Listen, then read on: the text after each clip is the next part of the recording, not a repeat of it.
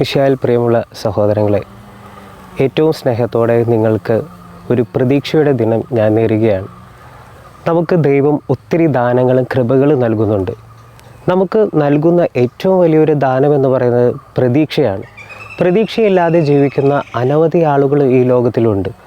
ഓരോ ദിനവും നമ്മൾ തുടങ്ങുന്നത് തന്നെ പ്രതീക്ഷയോടെയാണ്. നമുക്ക് നന്മകൾ ചെയ്യാൻ സാധിക്കുമെന്ന പ്രതീക്ഷയോടെ, നമുക്ക് നല്ല പ്രവർത്തികൾ ചെയ്യാൻ സാധിക്കുമെന്ന പ്രതീക്ഷയോടെ. അപ്പോൾ ഓരോ പ്രവൃത്തിയിലും നമ്മൾ മറ്റുള്ളവർക്ക് പ്രതീക്ഷ പകർന്നു കൊടുക്കുന്നവരാണെങ്കിൽ തീർച്ചയായിട്ടും നമ്മുടെ ജീവിതത്തിൽ ദൈവം ഒരുപാട് അനുഗ്രഹങ്ങൾ നൽകും. നിങ്ങളെല്ലാവരും ഒ ഹെൻറി എന്ന് പറയുന്ന ഒരു കഥാകാരനെ കേട്ടിട്ടുണ്ടാകും. ഒ ഹെൻറിയുടെ ദ ലാസ്റ്റ് ലീഫ് എന്ന് പറയുന്ന ആ ഒരു കഥ അനവധി പ്രചാരം നേടിയ ഒരു കഥയാണ്.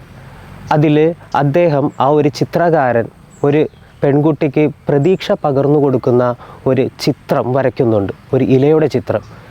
ആ കുട്ടി മരിക്കുമെന്ന് വിചാരിച്ചിരിക്കുന്ന സമയത്താണ് ഒരു മണി പ്ലാന്റിൻ്റെ അവസാനത്തെ ഇല കൊഴിയുന്ന ആ ദിവസം, ആ കുട്ടി മരിക്കുമെന്ന് വിചാരിച്ചിരിക്കുന്ന ദിവസമാണ് ഒ ഹെൻറിയുടെ ആ ഒരു കഥയിലെ ചിത്രകാരൻ അവസാനത്തെ മണി പ്ലാന്റിൻ്റെ ഒരു ഇല വരച്ചു വയ്ക്കുന്നുണ്ട്.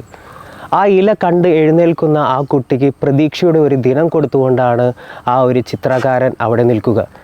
അങ്ങനെ ആ കുട്ടിയുടെ ജീവൻ നിലനിൽക്കുന്നുണ്ട്. അങ്ങനെ ആ കുട്ടി ജീവിതത്തിലേക്ക് തിരിച്ചു വരുന്നുണ്ട്.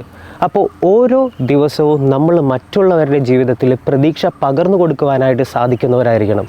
ചിലപ്പോൾ നമ്മുടെ ഒരു നല്ലൊരു പുഞ്ചിരിയായിരിക്കും ഒരു മറ്റുള്ളവരുടെ ജീവിതത്തിൽ പ്രതീക്ഷ പകർന്നു കൊടുക്കുന്ന ഒരു വസ്തുത.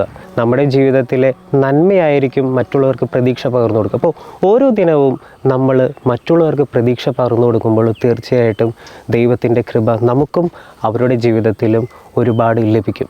ഈ ഒരു മനോഭാവത്തോടെ നമ്മൾ ജീവിക്കാനായിട്ട് ആരംഭിക്കുമ്പോൾ തീർച്ചയായിട്ടും നമ്മുടെ ജീവിതത്തിൽ പരിശുദ്ധാത്മാവിൻ്റെ കൃപകളും ദാനങ്ങളും അനവധി ദൈവം വർഷിക്കും.